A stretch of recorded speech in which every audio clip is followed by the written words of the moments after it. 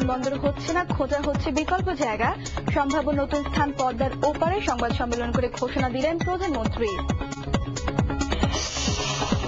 বিমানবন্দর নির্মাণ বন্ধের আন্দোলনের ঘটনায় মামলা তুলে নেওয়ার দাবি স্থানীয়দের।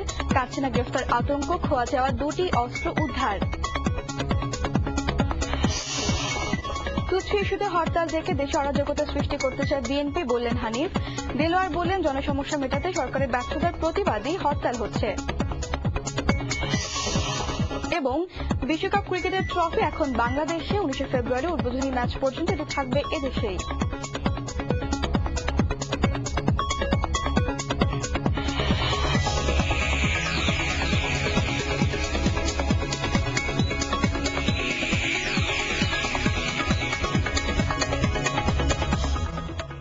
আসসালামু আলাইকুম, স্বাগত জানাচ্ছি আজ রাতের সংবাদে। শুনছিলেন মার্কেন্টাইল ব্যাংক সংবাদ শিরোনাম। এবারে পুরো সংবাদে আপনাদের সঙ্গে থাকবো আমি তৌহিদা খান খুশবু।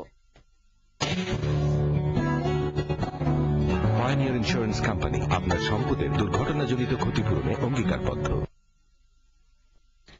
বঙ্গবন্ধু আন্তর্জাতিক বিমানবন্দর মুন্সিগঞ্জের আড়িয়ল বিলে হবে না। আর সংবাদ সম্মেলন করে এই ঘোষণা দিলেন প্রধানমন্ত্রী শেখ হাসিনা। তবে এই বিমানবন্দর পদ্মার অন্য পারে হবে বলে জানান তিনি। গণভবনে আয়োজিত সংবাদ সম্মেলনে প্রধানমন্ত্রী এও বললেন, জনগণকে কষ্ট দিয়ে কিছুই করতে চায় না তাঁর সরকার। আর এই ইস্যু নিয়ে বিরোধী দলের নেতার উস্কানি আড়িয়ল বিলে পরিকল্পিত রক্তপাত ঘটেছে বলে অভিযোগ করেন প্রধানমন্ত্রী। বিস্তারিত শরীফ উদ্দিন লিমনের রিপোর্টে। মহাজোট সরকারের 2 বছরের মাথায় গণমাধ্যম মালিক, সম্পাদক ও সাংবাদিকদের মুখোমুখি হলেন প্রধানমন্ত্রী শেখ হাসিনা।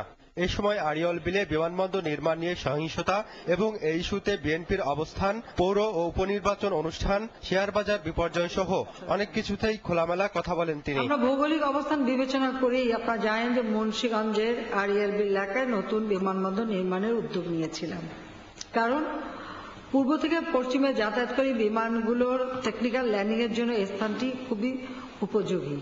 যাই হোক, আড়িয়ল বিল নিয়ে যে রক্তপাত, এটা আমরা মনে করি একেবারে পরিকল্পিত।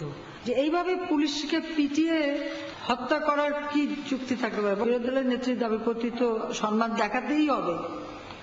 উনি বলছেন আড়িয়ল বিলে কিছুতেই বিমানবন্দর করতে দেবেন না। তা আমি ওনার দাবি মেনে নিলাম। আমার উদ্দেশ্য ছিল জনগণের কল্যাণে এটা করব। বিমানবন্দর আমরা করব, তবে পদ্মার ওপারেই আমরা চলে যাব, সেটাই আমরা সিদ্ধান্ত নিয়েছি। দলীয় সরকারের অধীনে পৌর ও উপনির্বাচন সুষ্ঠু হওয়ায় আগামীতে তত্ত্বাবধায়ক সরকার ছাড়াই জাতীয় নির্বাচন অনুষ্ঠিত হবে কিনা সে বিষয়েও সাংবাদিকদের জানতে চাওয়ার জবাব দেন প্রধানমন্ত্রী। ওনার কাছে খুব দুর্বল সরকার মনে হচ্ছে। আমরা আমাদের ক্যাবিনেটের সিদ্ধান্ত যা নিয়েছি, 87% সিদ্ধান্ত ইতিমধ্যে বাস্তবায়ন হয়ে গেছে, আর 13% বাস্তবায়নাধীন। তাহলে দুর্বলটা হলাম কোথায়? হ্যাঁ, তারা সন্ত্রাসীতে শক্তি বেশি রাখে, দুর্নীতিতে তারা শক্তিধর, দুর্নীতি করতে তারা অনেক শক্তিশালী, সন্ত্রাস করতে শক্তিশালী। হয়তো সেইখানে আমাদের দুর্বলতা আছে। আমরা সন্ত্রাসও করতে পারি না, দুর্নীতিও ওভাবে করতে পারি না। উনি বলছেন পালিয়ে যাওয়ার, আমি তো পালিয়ে যাওয়ার না, উনি তো যাওয়ার জন্য গাঠি বেঁধে রেডি হয়েছে, আর আমি জোর করে ফিরে এসেছিলাম। আর আমি যদি ফিরে না আসতাম বা ফিরে না আসার ঘোষণা তখন না দিতাম, উনি কিন্তু চলেই যেতেন। আমি নির্বাচন কমিশনকে অনুরোধ করব যে শুধু এই ইলেকশন এভাবে না, আমরা ইলেকট্রনিক ভোটিং সিস্টেম চাই। নির্বাচন যাতে ভবিষ্যতে আরো সুষ্ঠু হয়। কারণ আমার এই জিনিস নাই যে আমার মানুষের ভোট চুরি করে আমাকে ক্ষমতায় থাকতে হবে, না, বরং জনগণ সিদ্ধান্ত নেবে। জনগণ যদি পছন্দ না করে ভোট দেবে না। কথা বলেন শেয়ার বাজারের সাম্প্রতিক দরপতন নিয়েও। তার বিরুদ্ধে ব্যবস্থা নেওয়া হবে, সে যেই হোক। এখন তদন্ত কমিটি যাই করলাম, এখন তার বিরুদ্ধে কথা বলা শুরু করছে। ভাই, ঠাকুর ঘরে খেলে আমি কলা খাই না। প্রধানমন্ত্রী আরো বললেন, বিএনপি জামাত জোট সরকারের সময়ে বাংলাদেশ বহির্বিশ্বে পরিচিত হয়েছিল জঙ্গিবাদ, বোমা হামলা ও রাজনৈতিক নির্যাতনের দেশ হিসেবে। কিন্তু মহাজোট সরকার ক্ষমতা নেয়ার পর সেই সব নেতিবাচক ভাবমূর্তি মুছে ফেলার পাশাপাশি হারানো সুনাম ফেরানো গেছে বলেও দাবি করেন প্রধানমন্ত্রী। বিরোধী দল নেত্রী যেটা বলছেন, বাংলাদেশে ডেমোক্রেসি আছে এবং জনগণ ভোট দিয়ে নির্বাচিত সরকার এখানে বসিয়েছে। কাজে সেই সরকারের কেউ ওইভাবে উৎখাতের কথা বলা, তার মানে তার আনডেমোক্রেটিক ক্যারেক্টারটাই প্রকাশ পায়। শরীফ উদ্দিন লিমন, RTV, ঢাকা। প্রস্তাবিত বিমানবন্দর হচ্ছে না এমন খবরে উৎসবমুখর পরিবেশ থাকলেও পুরো আড়িয়ল বিল এলাকায় এখন গ্রেফতার আতঙ্কে ভুগছে পুরো জনপদ।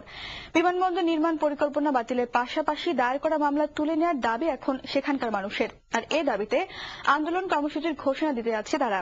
এদিকে মুন্সিগঞ্জে সহিংসতার ঘটনায় পুলিশের খোয়া যাওয়া একটি শটগান সকালে হাসা থেকে উদ্ধার করেছে র্যাব। ঢাকা জেলা প্রতিনিধি অমিতাভ উপকে সঙ্গে নিয়ে মনির হোসেনের ক্যামেরায় আরো জানাচ্ছেন রাজীব খান।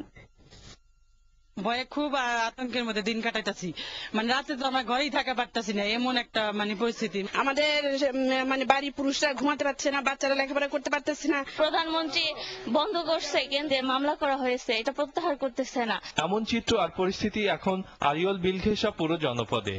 বিলে বিমানবন্দর হচ্ছে না, প্রধানমন্ত্রীর এমন সিদ্ধান্তের পরও উৎসব আর আনন্দ অনেকটাই ম্লান গ্রেপ্তার আতঙ্কে। ঢাকা জেলার নবাবগঞ্জ ও দোহার এবং মুন্সিগঞ্জের শ্রীনগরের আড়িয়ল বিল এলাকার 14টি গ্রাম এখনো থমথমে হয়ে আছে। এই যেন পুলিশ এলো এমন আতঙ্ক সবার মধ্যে। কলেজ যাইতে পারতাছি না, টরে কলেজে সব পরীক্ষা বন্ধ হয়ে গেছে, এপ্রিল মাসে আমাদের পরীক্ষা। আড়িয়াল বিলে এয়ারপোর্ট হবে না, এর জন্য আমি এবং আমার এলাকাবাসী, আড়িয়াল বিলের এলাকাবাসী অত্যন্ত খুশি হয়েছেন। মিথ্যা মামলা দিয়ে আমাদের মুক্ত করাইতেছে, রাত ভর জাগতে হইতেছে। আমার এই জনগণকে মুক্ত না করা পর্যন্ত আমার এই সংগ্রাম চলতে থাকবে। সাধারণ পাবলিক একটু খেপা দনে মানার মধ্যে হঠাৎ করে কয়ে বলল কি আমার এক বিন্দু রক্ত থাকলেও আড়াই বিলে এয়ারপোর্ট হইব। তার 2-1 দিন পরে গনি পড়ায় পেপারে পত্রিকায় আশা ধরল যে 25,000 একর জমিন আড়াই বিলে গনে এয়ারপোর্ট হইব। হাজার হাজার খাস আমরা দেখি না। সরকার যে ম্যাজিস্ট্রেট দেয় রেস্ট্রি করবার, তাইলে আমরা কেউ এসে আরিসের বলো আমরা কতক্ষণ রেস্ট্রি করছি, তাহলে সেসব জমিন আমাদের কি করে খাস হয়। এখানকার মানুষের অভিযোগ, আনুষ্ঠানিক ঘোষণা বা বিমানবন্দর নির্মাণ কাজের কোনো কিছু শুরু না হলেও স্থানীয় মন্ত্রী ও এমপিদের বক্তব্যের পর শুরু হলো আন্দোলন, যার পরিণতি রক্তপাত। কিন্তু কতটাই ভিত্তি ছিল এইসব ঘটনা? থানার যে কোন থানায় কত মোজা বসে বুঝতে পারবো না, আর আড়াইল বিলে কত একর জমি আছে বলতে পারবো না। কয়টা মোজা তাও বলতে পারবো না। কতটুক সরকার নিছিল তাও আমরা জানি না। সরকার নিচে আমাকে যে চিঠিপত্র দিয়েছিল আমি আর নিলাম। 3টা থানা পাইছে, বিল্ডার 3টা থানা পাইছে, এটুকু আমরা জানি। যখন আমরা জানতে পারলাম যে প্রধানমন্ত্রী আড়িয়াল বিলে এয়ারপোর্ট হওয়ার জন্য অনুমোদন দিচ্ছে, এই কথাটা জানার পরে আমরা কিছুদিন এইভাবেই করলাম যে গাই এখানে কি এত বড় বিলটা ধ্বংস করব, আমরা এই মনোভাব নিয়েছিলাম। এক পর্যায়ে যখন আমরা দেখলাম যে এখান থেকে আমাদের এই বাড়ির কাজটা যে লাল ফ্ল্যাগ গাড়া জায়গায় জায়গায় গাইরে যেতেছে সরকারি লোক। এ ধরনের প্রকল্প নেয়ার আগে সেখানকার মানুষের মতামত জানতে সরকারের প্রতি আহ্বানও জানান কেউ কেউ। রাজীব খান, RTV, আড়িয়ল বিল, নবাবগঞ্জ, ঢাকা। মুন্সিগঞ্জে আড়িয়ল বিল রক্ষা কমিটির যুগ্ম আহ্বায়ক আব্দুল জলিল মাস্টারকে গ্রেফতার করেছে পুলিশ। এ নিয়ে আড়িয়ল বিলে সংঘর্ষের ঘটনায় 20 জনকে গ্রেফতার করা হলো। সন্ধ্যায় শ্রীনগর থানা পুলিশ ঢাকার যাত্রাবাড়ি থেকে আব্দুল জলিলকে গ্রেফতার করে। স্বরাষ্ট্র প্রতিমন্ত্রী অ্যাডভোকেট শামসুল হক টুকু বলেছেন, বিরোধী দল সুপরিকল্পিতভাবে দেশকে নৈরাজ্যের দিকে নিয়ে যেতে আড়িয়ল বিলের ঘটনায় হরতাল ডেকেছে। তিনি প্রধানমন্ত্রীর সুস্পষ্ট ঘোষণার পরও বিরোধী দলের এই কর্মসূচিকে দুঃখজনক উল্লেখ করে দেশের ভাবমূর্তি রক্ষায় হরতাল প্রত্যাহারের আহ্বান জানিয়েছেন। প্রতিমন্ত্রী আরও বলেন, বিশ্বকাপ ক্রিকেট টুর্নামেন্ট উপলক্ষে ইতোমধ্যে বিদেশি পর্যটকরা বাংলাদেশে আসতে শুরু করেছে। এ অবস্থায় একটি মীমাংসিত বিষয় নিয়ে বিরোধী দলের হরতাল আহ্বান গণতান্ত্রিক চেতনার পরিপন্থী। স্বরাষ্ট্র প্রতিমন্ত্রী আজ যোগাযোগ মন্ত্রণালয়ে অনুষ্ঠিত এক আন্তঃ মন্ত্রণালয় বৈঠক শেষে সাংবাদিকদের প্রশ্নের জবাবে এ কথা বলেন। বৈঠক শেষে স্বরাষ্ট্র প্রতিমন্ত্রী সাংবাদিকদের আরও বলেন, বিশ্বকাপ ক্রিকেট উপলক্ষে আগামী 26শে মার্চ পর্যন্ত রাজধানীর আইন শৃঙ্খলা ব্যবস্থা কঠোরভাবে নিয়ন্ত্রণ করা হবে। বিরোধী দল তুচ্ছ ইস্যুতে হরতাল ডেকে দেশে অরাজকতা সৃষ্টি করতে চায়, এমন অভিযোগ করলেন আওয়ামী লীগের যুগ্ম সাধারণ সম্পাদক মাহবুবুল আলম হানিফ। আড়িয়ল বিলের ঘটনায় বিএনপি নেতাদের প্রত্যক্ষ মদদের প্রমাণ পাওয়া গেছে বলে জানান তিনি। বিকেলে বঙ্গবন্ধু এভিনিউতে এক স্মরণ সভায় এসব কথা জানান তিনি।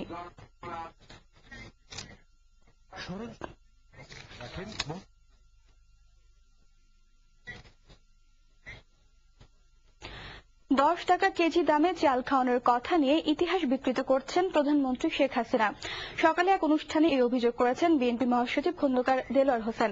তিনি বলেন, শুধু আড়িয়ল বিলের ঘটনা নয়, শেয়ারবাজার থেকে টাকা লুটপাটের প্রতিবাদ, খালেদা জিয়া সহ নেতাকর্মীদের বিরুদ্ধে মামলা প্রত্যাহার, জিনিসপত্রের দাম কমানো, জনজীবন নিরাপত্তার দাবিতে সোমবার হরতাল ডেকেছে বিএনপি।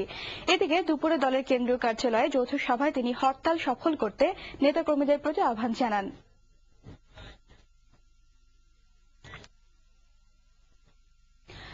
2 বছরে দেশের রাস্তাঘাট সংস্কারে যোগাযোগ মন্ত্রণালয় তেমন কোনো অগ্রগতি দেখাতে পারেনি বলে অভিযোগ করেছেন তোফায়েল আহমেদ। এ খাতের ব্যর্থতা আগামী নির্বাচনে প্রভাব ফেলতে পারে বলে মন্তব্য করেন তিনি। সন্ধ্যায় সংসদ অধিবেশনে এক সম্পূরক প্রশ্নে তিনি এই অভিযোগ করেন। জবাবে যোগাযোগ মন্ত্রী বলেন, পর্যাপ্ত বরাদ্দ না থাকায় কাজ করা যায়নি।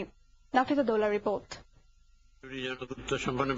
আগামী জুলাইয়ে শুরু হচ্ছে পদ্মা সেতু নির্মাণ কাজ। সেই ডিজাইন কনসালটেন্ট নিয়োগ করার জন্য আবার টেন্ডার করা হয়েছে। অধিবেশনের প্রশ্ন উত্তর পর্বে যোগাযোগ মন্ত্রী সৈয়দ আবুল হোসেন জানান, সেতুর ডিজাইন চূড়ান্ত হয়েছে এবং মাওয়া জাজিরা পয়েন্ট থেকেই নির্মাণ কাজ শুরু হবে। এ সময় এক সম্পূরক প্রশ্নে আওয়ামী লীগের উপদেষ্টা মণ্ডলীর সদস্য তোফায়েল আহমেদ অভিযোগ করেন, যোগাযোগ মন্ত্রী নানা প্রতিশ্রুতি দিলেও তার বাস্তব প্রতিফলন দেখা যায় না। 2 বছরে যোগাযোগ মন্ত্রণালয়ের তরফ থেকে তেমন কোন রাস্তার সংস্কার উন্নয়ন আমরা দেখি না। তার আরো 3 বছর রাষ্ট্র পরিচালনার দায়িত্ব আমাদের সরকার আছে, তারপরে নির্বাচন হবে, মানুষের কাছে আমাদের জবাব দিতে হবে। এ সময় তিনি উন্নয়ন নিয়ে যোগাযোগ মন্ত্রীর সদিচ্ছা নিয়েও প্রশ্ন তোলেন। চট্টগ্রামের যে রাস্তা, যে 4 লেন রাস্তা হবে, টেন্ডার হয়েছে 2 বছর আগে, কিন্তু এখন পর্যন্ত কাজ আরম্ভ হয়েছে বলে আমার জানা নাই। এইভাবে পদ্মা ব্রিজ, এলিভেটেড হাইওয়েজ, চট্টগ্রামের রাস্তা, সারা বাংলাদেশের রাস্তা, যে এই সমস্ত কাজগুলি দ্রুতগতিতে করার সদিচ্ছা মাননীয় যোগাযোগ মন্ত্রীর আছে কিনা